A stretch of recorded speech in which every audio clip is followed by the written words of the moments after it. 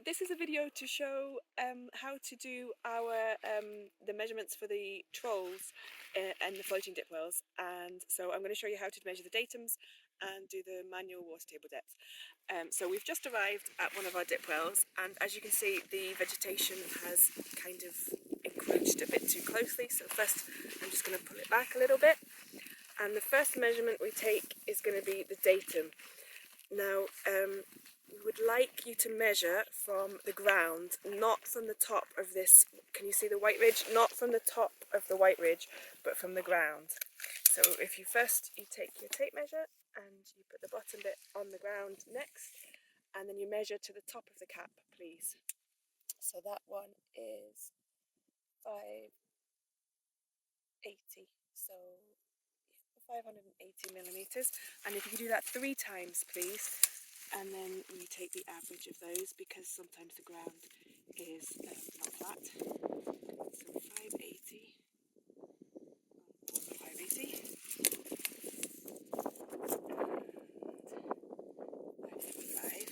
So I'm going to record those. This is restored 1, left Dipwell 1 or Dipwell 2? Restored 1, left Dipwell 2. Dipwell 2, and that was 580, 580 and 575. And then the second measurement we would like is, if you remove the cap, leave it there, and if you measure from the ground to the top of the dipwell, please, and just once, but that one's fine. So 5, 8, 5, 8.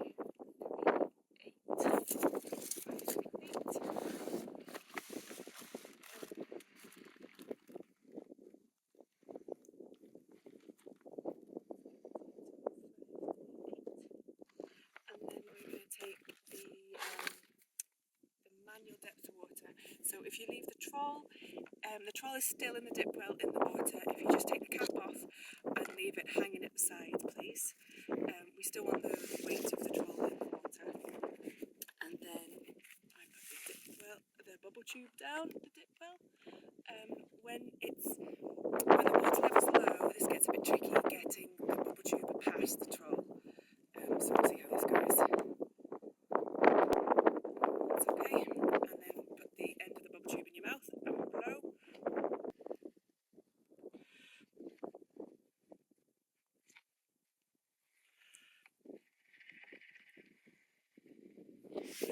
And then once you've got the point at where the water is, you just kind of keep on blowing and lift the bubble tube in and out to get the exact positioning.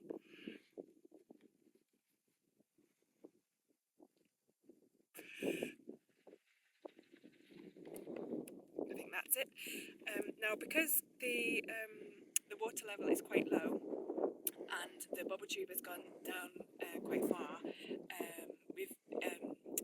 I have to use a marker pen because it's deeper than a metre, but normally it's less than a metre, and you can just immediately read off the distance on the metal bit. So I'm going to pay attention, and so I'm marking there. And then I'm pulling out this carefully because the troll's still there and it's a bit tight. That's it. And then you'll see I've got a few marks on here because the water level's been low today. So normally I would just be able to read off when the bubble tube is in the dipwell at what point the dipwell comes to. But because it's more than a metre, I had to do the thing with the marker pen. And so it was this one here.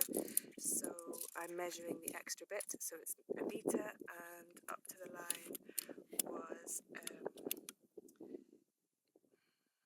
84 millimetres.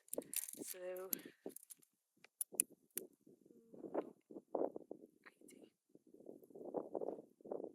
80 millimetres. So that is 1080 millimetres. I'm going to write down and then check the time as well, please. So that is manual 1080, and the time is 2:30. That's so we can check it against the troll measured water table depth. And we're going to remove the troll and check the serial number, and then Gillian's going to download the data. So that is 948,909,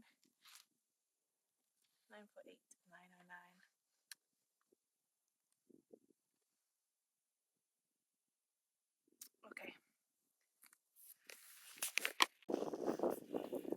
So the data from the troll has been downloaded, and we have swapped the leash from the nylon leash to a metal leash, and now I'm just putting the troll back. So I'm just putting in the Dipwell, and the cap on. It just sits on top, don't apply too much pressure. And then I'm just going to clear some of the space around here. In some of the Dipwells we've noticed that peat has started to encroach on this white ledge. So if that happens, can you please clear it? We need to clear it to make sure that the ledge is sitting properly on the surface. So I'm just going to pull out some of this heather, and then